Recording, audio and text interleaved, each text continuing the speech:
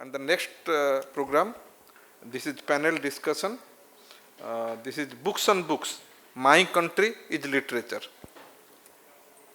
Now I request Mili Aishwarya, Dipti Ranjan Patnaik, Nirmala Kanti Bhattacharya and Chandrahas Chaudhuri. Please come. Well, as you can see, there are some subjects, like some shoes that are difficult to unknot.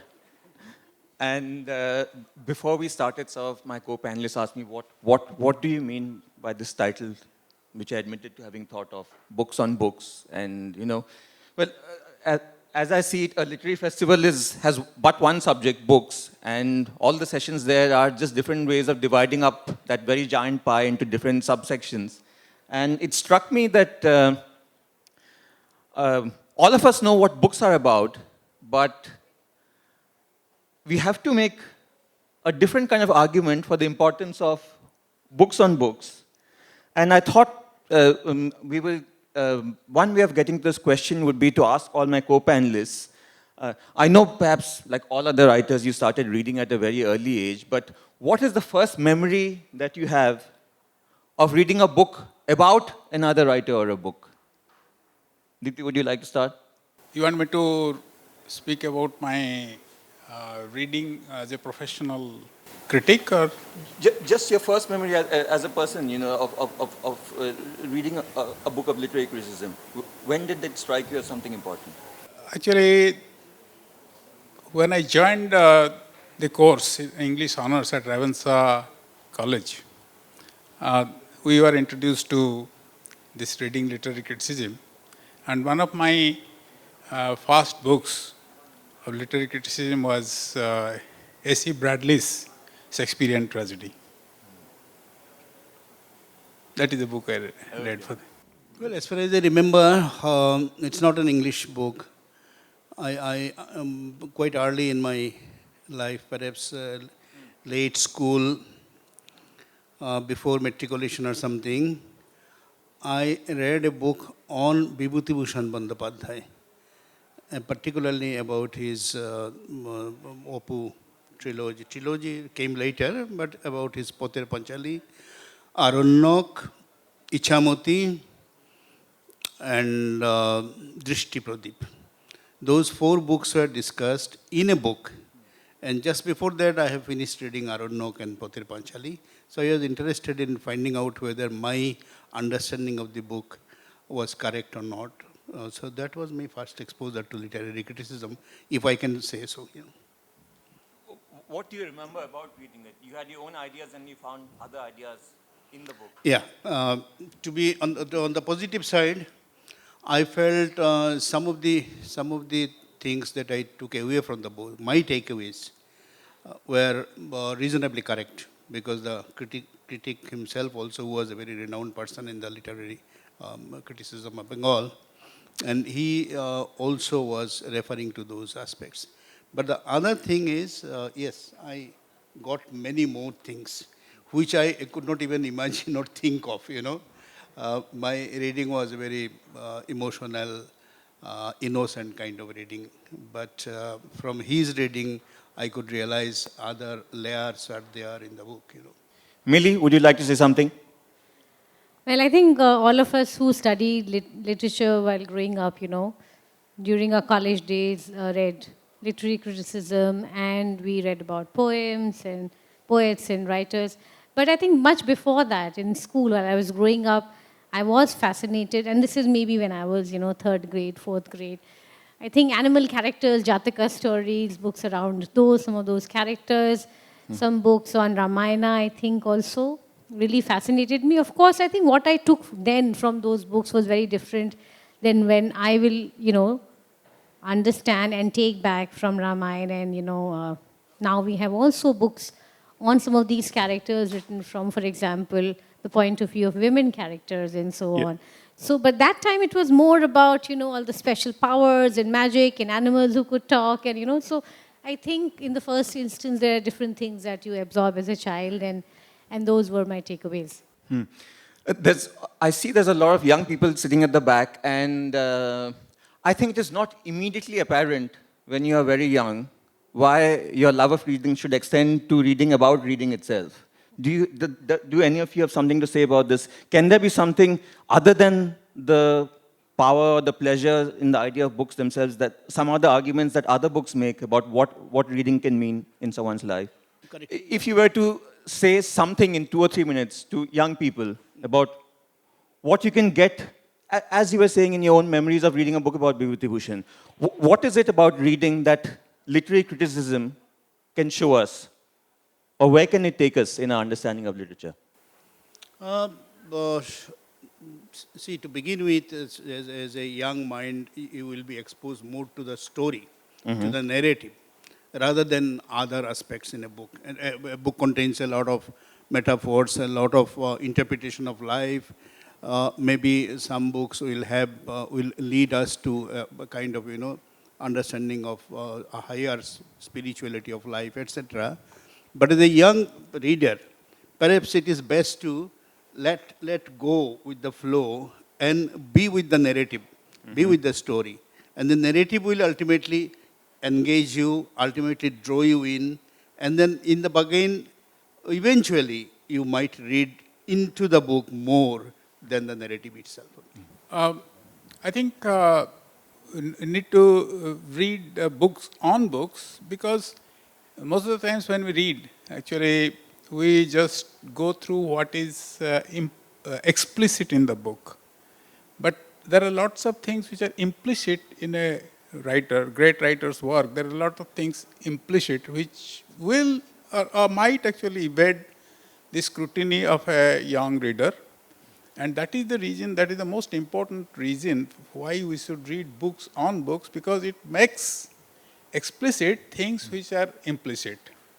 And there is a really a tradition of reading.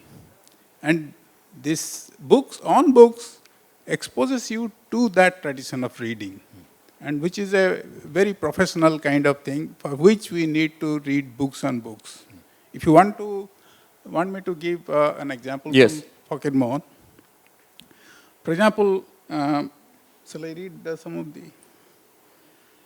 Now, there is I had written an essay on 4 autobiographies written by Odiyas.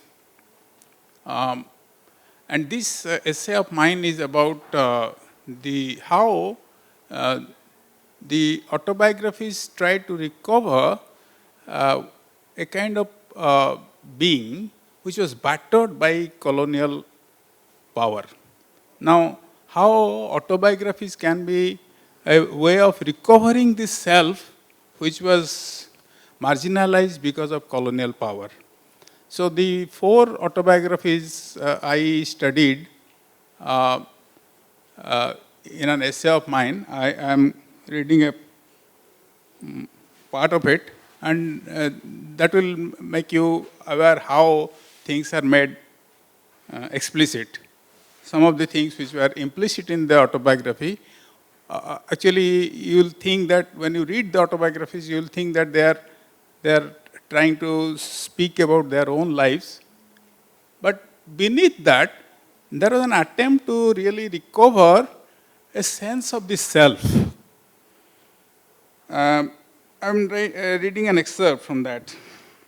It is interesting to note here that the colonizing rulers to harbor such a view about the native other in order to justify their civilizing mission morally. The colonial subject also adopts this so-called mendacity and doublespeak at a self-protesting strategy. In Atmacharita, Fakir Mohan explained the fraudulence both as a tactic for survival and as a tool for the greater good. This is actually made explicit of the kind of interaction Fakir Mohan had with the colonial rulers. He describes an incident in which John Beams has gone to survey and people are protesting. And he explains, John Beams, that the people are actually praising the ruler for his kindness. So this is how he tactically pleases his bosses and tries to manipulate the emotions of his subjects. This is the strategy which I have tried to make explicit in my essay. Nice. A couple of years ago, I was stuck in a hotel room in Bangalore during the lockdown, and in middle age, suddenly you have all these memories of being a student of English or going to college, and I sort of went back into my teens and how, as Nirmalji was saying, one progresses in life as a human being and also as a reader, and you move sometimes at your own cost from being a somewhat naive reader who loves stories more than anything else in books to being a more evolved or an analytical reader who can also see patterns, motives, ideas in them. And I tried to write a little memoir while my memories were still fresh of what literary criticism can do that is so exciting. And if you don't mind, I too am going to read a small paragraph from this book I produced. It's a book of essays about different Indian writers, my country's literature, about what I think very good literary criticism does. This is me at the age of 19 or 20. It had become apparent to me that literary criticism was not just a response to literature. It could itself be literature. Far from being purely an expression of an analytical sensibility, literary criticism can be the expression of the creative instinct by another means. In fact, an especially generous expression of the human spirit, for it bestows close and often complimentary attention for little or no reward to the work of another writer. One slanted but perfectly valid definition of a literary critic is someone who uses up his or her best sentences in the service of someone else's books. I loved it when a literary critic testified to the literary equivalent of gooseflesh, when he or she pointed out the radiance of a metaphor, brought out the ingenuity of a juxtaposition, or highlighted the subterranean play and progression of a motif in a piece of work. Each time I absorbed one of these points, the space inside my head for literature seemed to become more and more charged, and my capacity for generalization from the absorption of disparate particulars increased. Literature, after all, does not, cannot, should not explain its own moves and methods. If it did, it would never have the intensity and ambiguity, the swiftness and the slyness that are the primary sources of delight in literature. Nirmal, I want to come to you because you were in a very senior position at Sahitya Academy for many years. And I want you to give the audience some sense of when one is sitting from above, almost like a literary prime minister of a country like India with so many literatures and so many languages.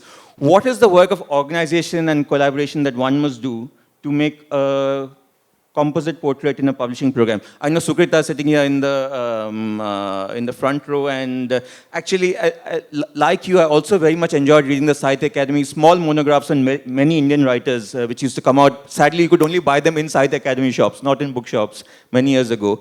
And now there's a new Writers in Context series, which tries to put different writers into their context. What should a national literary body do in a culture like India's, in your view? A lot of things.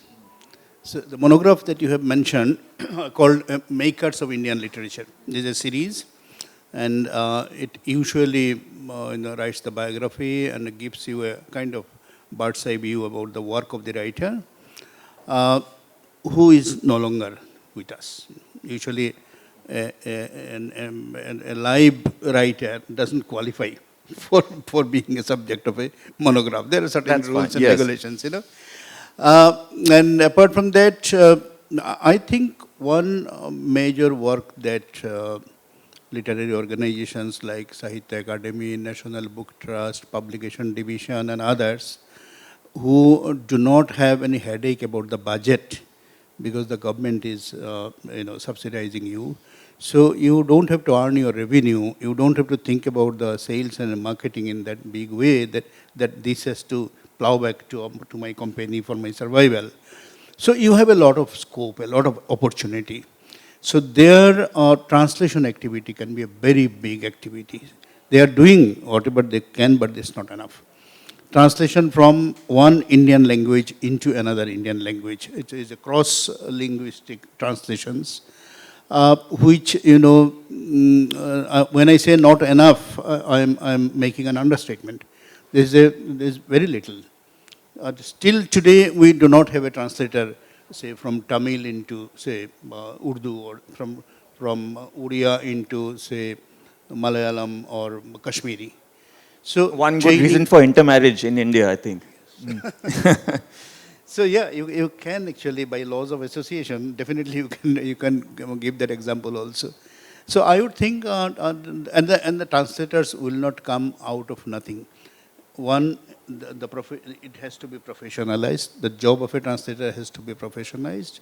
Number two, the government organizations who have resources should organize frequent workshops throughout the country for translation from one language into another language. I agree that a lot of translation is happening today from Indian languages into English. But that is another set of problems or another set of prospects. But I am talking of interlingual translation, which I believe is not enough. So something has to be done on that field.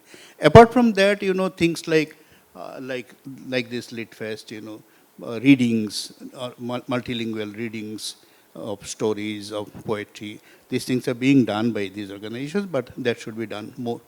But when you talk of books on books, I think reading to further reading, that perhaps is one of the major contributions of books on books. Let me give you one little example of my own experience. When I first read War and Peace, it was an abridged edition. And then later on, so I just got the story. Later on, when as a little more mature reader, I sought out the complete volume and read the story. That is when my interest, it led to the interest into Napoleonic War. And then I started looking for more books on Napoleonic War. And now I'm moving out, and I'm giving my example, not because I love to give my example, just to give you an idea. I started moving out of fiction to non-fiction, looking for those books. And it ended last week when I went to see the movie Napoleon. Again, the entire background of Napoleonic War was there. So I would think book on books, it functions this way, one thing leading to the other, perhaps. Millie, I have a question for you as a publisher. There's some kinds of books which are explicitly about other books, and there's others which are implied or unstated tributes to another writer's style. And every time a book is very successful, and sometimes even on the back covers of books, you see that such and such writer's style is said to be a cross, or the storytelling manner is said to be a cross between one popular writer and another. What should one say? I mean, do you receive books like that? Or I could also imagine works written in the style or in homage to classic writers of the past. Are these things that you see coming across your desk, and what do you have to say about them? When can such a work be successful? Yeah, it's a tricky thing to do, because if you are trying to take inspiration from already published classic, and people are used to, they might have read that book so many times across generations and decades, and then to rewrite it or retell the story for the present time is a tricky proposition. It might work, it might not work. It can go either way, basically. But I think recently I've seen a trend of some writers trying to write Jane Austen novels, whether it's Pride or Prejudice or other Emma and other books in their own style, and with more current, believable characters for the present times. So I think that is something that I've seen happening. Again, like it takes a lot of creativity, imagination to make it, successful and keep it fun. But the classic is always a classic. I think the original always triumphs in some ways, and that might be a personal opinion, but that's what I think. The other thing that I think we're trying to do at Penguin is we're trying to also look at works in a particular language from a region. So we are going to publish a book on Odia literature, which Manu incidentally is editing and putting together. So that also is a collection of writings by different writers in that language over decades. We also bought a book from Aruniva Sinha, who actually that was something that I was personally very excited about because I like science fiction, and he put together some of the best science fiction writings from Bengali into English and short stories. So these were amazing stories, and I got to read them in English. So that is also, I think, another example and a different kind of tribute, maybe to the genre as well. But yeah, I think these are some of the things. We also published a book last year called on Kerala, Best of Writings of Kerala, which is edited by J. Devika. So that also was about a generation of new writers from Kerala and some of their stories. So these are some examples, but I think this is also a very big area.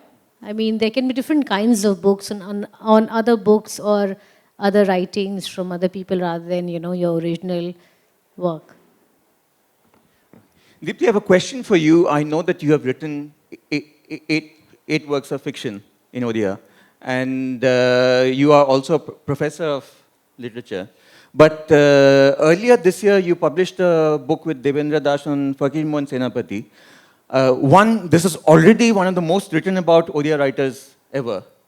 So it strikes me that for you to have spent so many years working on this, he must mean something very personal to you. And if so, then what is that? What is your relationship with this person? You have to go back in history to find out how this study of institutions of study of literature in India. So before this became a discipline, already English became a discipline in England around the time in which English also became a discipline in India. So by the time it became a subject matter to be studied in universities, already there was a huge archival resources available for the kind of study that were taken up by people like A.C. Bradley. There were generations of these editors, and they had excavated the material, and people like Dr. Johnson, they had done professional work in institutionalizing and getting all the information in archives for a great writer. But we started teaching Odia in imitation of English literature, and then we didn't have any archival resources for any of the writers. What we did is actually we would look at a writer's particular work and start working on it in isolation of his life, his other works, and then you see most of what people have written on Fakir Mohan, including your book, your essay on Fakir Mohan, it is mostly based on 4 stories.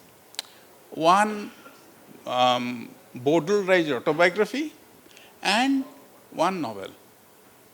Nobody studied the fact that these so-called great late works were actually in the Smithy for quite a long time. And these needed to be established in that tradition. Why such a writer wrote novel at the end of his career, and how his other works actually sort of led to this writing, how it fertilized them, and how this has actually grown out of what he had done in his life as an activist, as a fighter for Odia identity. And also, his literary activities was, he didn't want to be a writer like you. It was not his profession. Basically, he was a political activist. And later, this writing literature was part of this political activism. So this needed to be written in a book. And another thing is, why I did that is that actually most of the time the students of literature, what they are doing today, most of the PhD theses, if you go to Indian universities, are written on things which actually do not have any relationship with literature.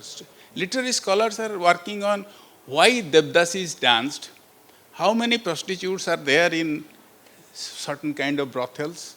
This is when students of literature are doing everything except reading a book on literature or literary text.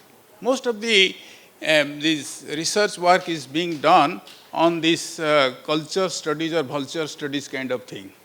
So I wanted to provide a model in which actually most of the writers from regional who are really worthy.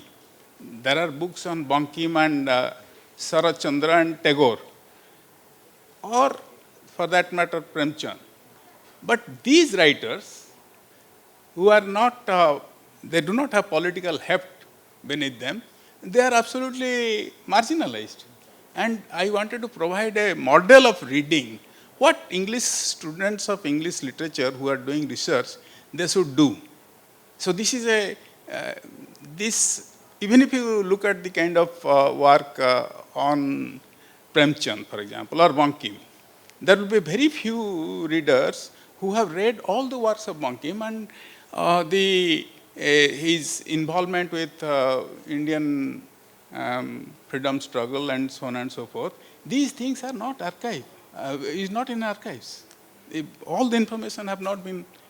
If I compare this book with, I remember John Updike doing the kind of thing which you have done. And this is also a kind of suggestion to young readers. Most of us in Odisha, we want to be writers without being a reader. If you see your career as a novelist, you are a novelist.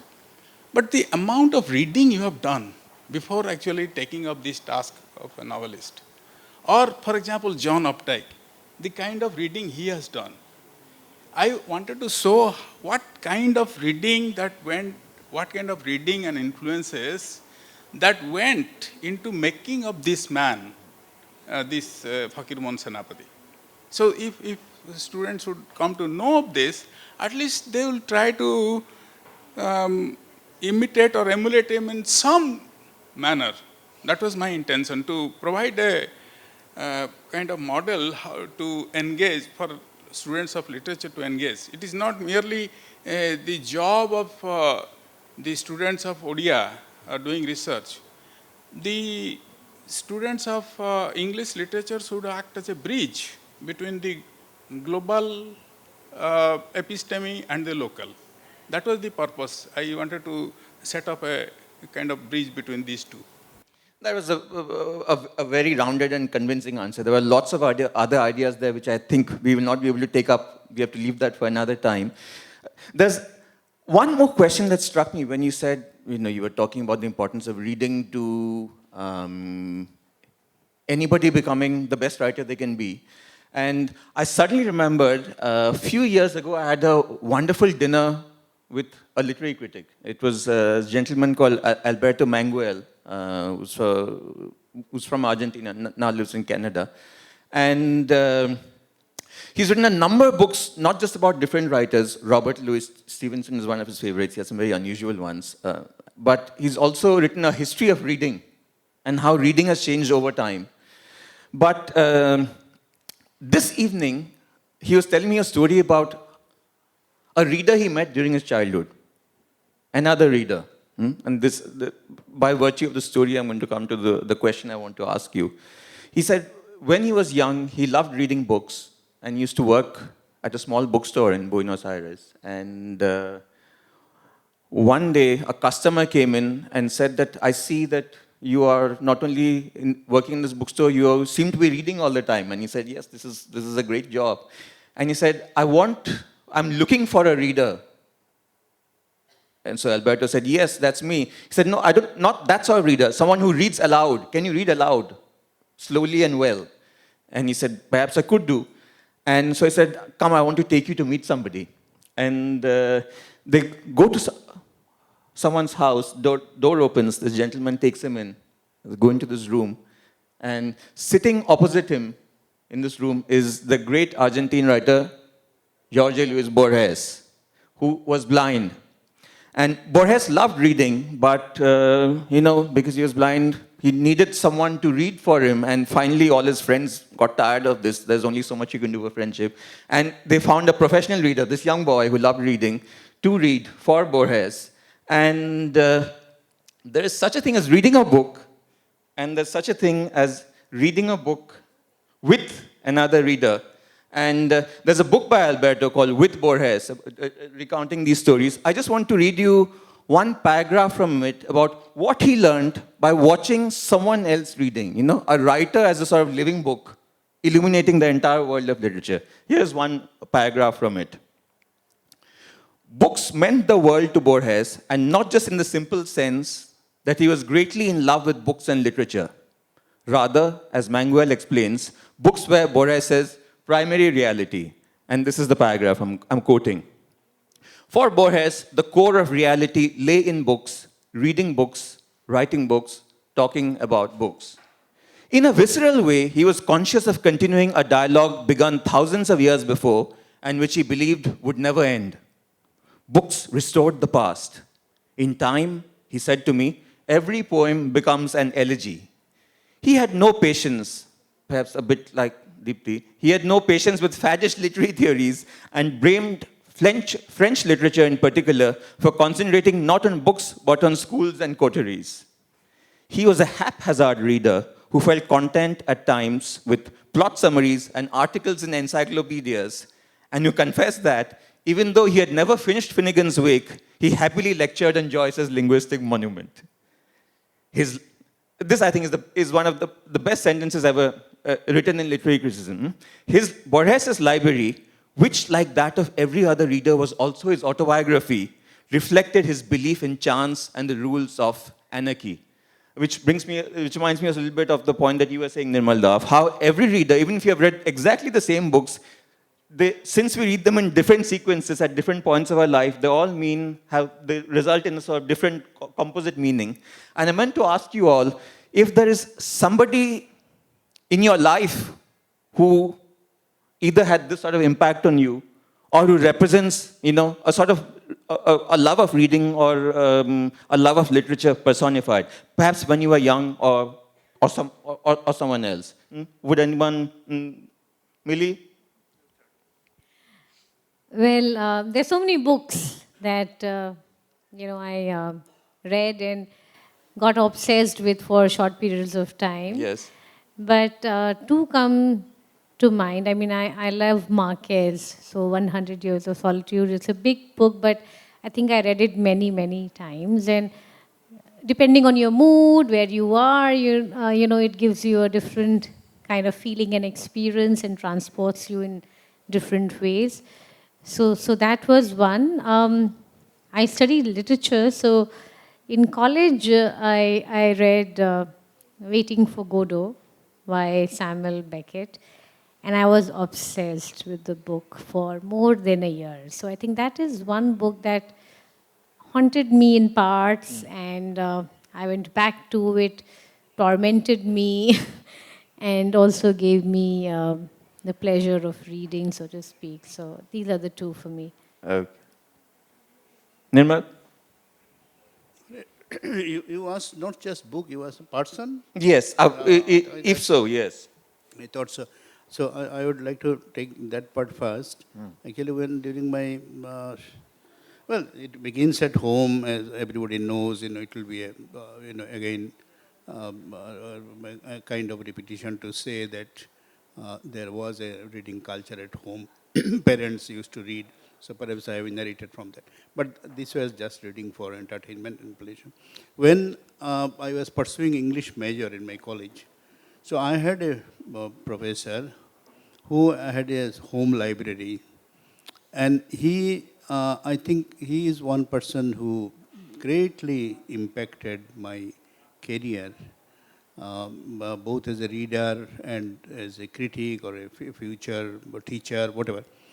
And why so? Because he was eminently learned, vastly learned person. But then he would often tell me that, see, my calling was mathematics. I came to literature by mistake. But still, perhaps the, the clarity and precision in my writing, which you often admire as a student, has come from my mathematics training. So, do literature, read literature, but don't neglect other disciplines also. Many disciplines are there in our life, study of which actually will contribute to your study of literature. Expression, precision, all these things will come from other disciplines. I think that that was at that time I did not understand the actual import of the statement. But as I grew on further and further, I started really it grew on me also, and I started realizing that study of history, study of philosophy. Actually, in my graduation, I studied both history and philosophy. I thought those things have really helped me in understanding literature more also. And as far as books are concerned, I think we'll get into another round. Yeah. Uh, Actually, my influence was my father, but in a very negative manner. Um, for example, he was one person who would read, if he started reading a particular author, you can see that that person is going to win Nobel Prize in a few years. That was he is such a very sincere reader, a very high taste. But why I am saying negative is because if you have read Banka, then what he used to do was used to read a book and hide it. So I thought, and one of the books he hid was Hermann Hesse's Siddhartha.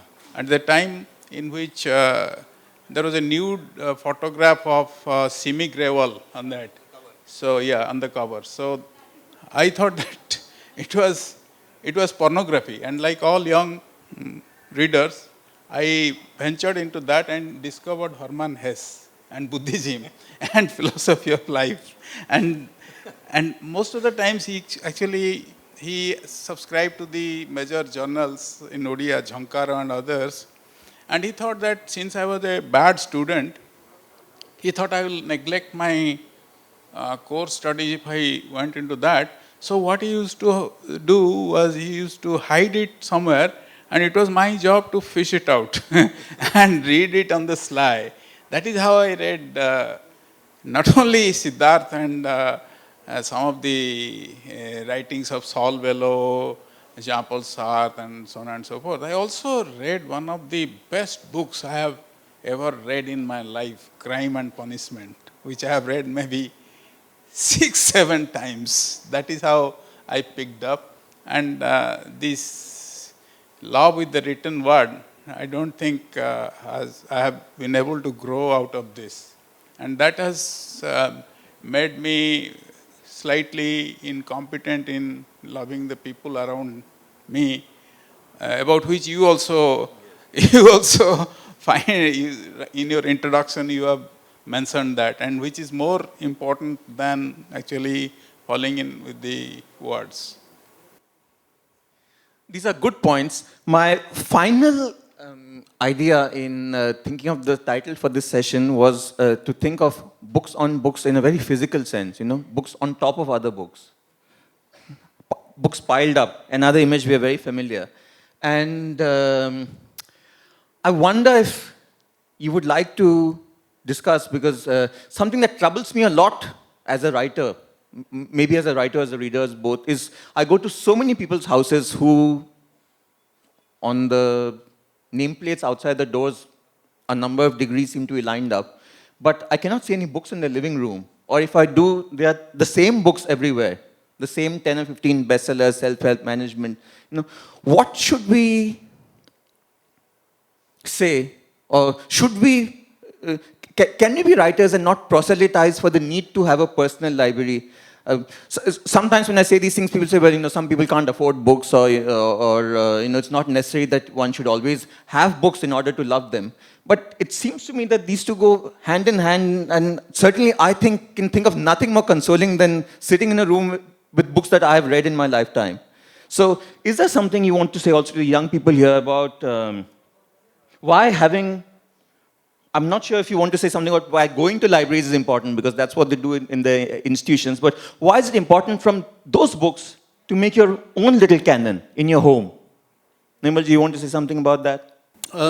My reading habit is very eclectic. So I would think that when somebody is putting up a home library kind of thing, uh, it should be, there should be variety. All kinds of books should be there, It's not just only classics, not just only, literary fiction, or not just only, I like to read detection stories also. So when I have a small home library, and everybody who visits will immediately decide that this man does not have any specialization. Maybe I don't have, but I have the pleasure of reading if I don't have the specialization. So I would, if you want me to tell something to the young readers, I would think that for the sake of specialization, don't sacrifice the joy of reading. The joy of reading is the thing. If one of the joys of one type of book can be converted to specialization, then you are at heaven. Millie, I know you have a market interest in this as a publisher, but still, there's something to be said for having your own library, isn't it? No, no, absolutely. Of course, we publish a lot of books and we sell books. My house is full of books.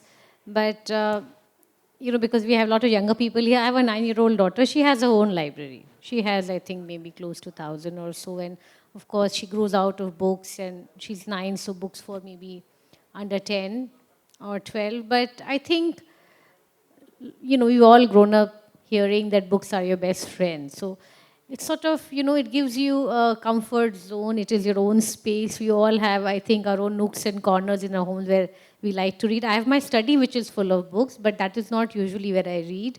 I have my reading chair, which is somewhere else. And I also actually read all kinds of books, sometimes for work. But, but yes, I think I'll just like to recommend something to younger people here.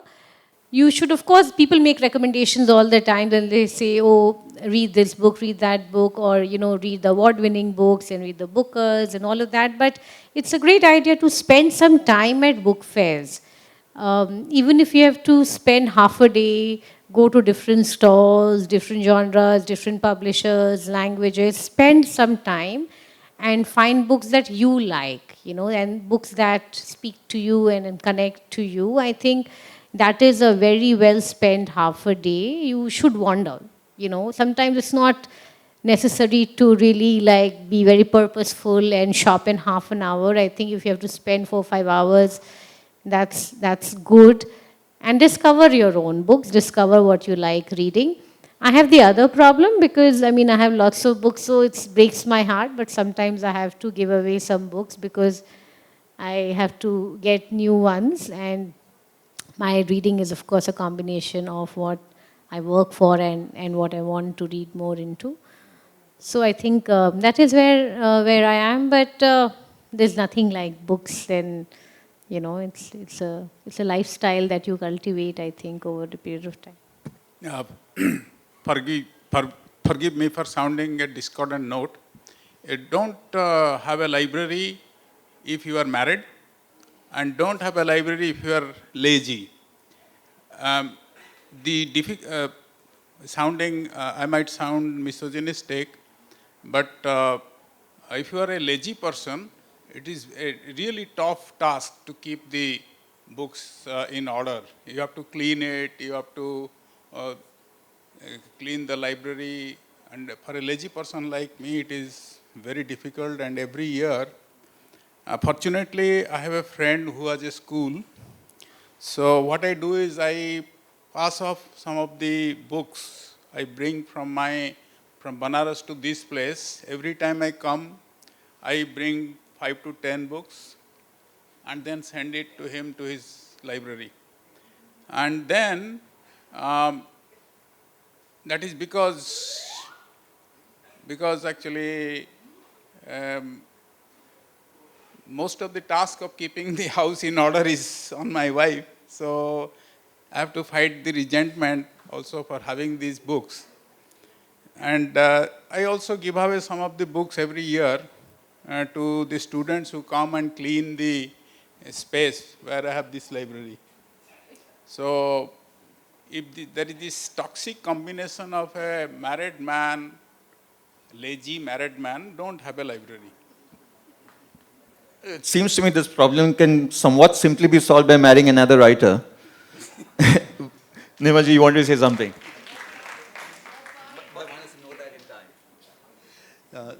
Just I wanted 1 minute to share a serious information. See, Chandra has told us about the history of reading. So that book I read some 30 years back, and I reviewed that book for the Statesman. And in those days I was working in Calcutta. And after 30 years, that book is still with me, because I loved reading it so much, and I like to go back to it. So when changing cities, changing houses, you always cull books out. But this book somehow always remained with me. Secondly, in the same line, I read another interesting book called The Man Who Loved Book Too Much. That's the title of the book, written by some butler or something. And there it's an interesting book that a man he was so passionate about books that he would steal the books. And he used to steal books worth, thousands of dollars from various organizations, bookshops, and sometimes from personal collections and everywhere. Another person, I'm forgetting his name, he was a small-time bookseller, not a reader at all. He was a small-time bookseller. That fellow suspected that this man is pilfering books from our store and other stores. So that fellow made it a mission of his life to catch the thief, to catch him. So he was pursuing him for catching him red-handed or something. And then he got curious that why this fellow is stealing this particular book. And lo and behold, gradually this detective got involved into the passion of reading books. So reading led to further reading. Stealing led to further stealing. The story goes like that. Okay, well, a lovely story on which to end. So this is all we have time for. It remains for us to thank the audience for having listened to us so closely, and thank you so much. Thank you. Thank you, sir. Thank you very much for this lively discussion.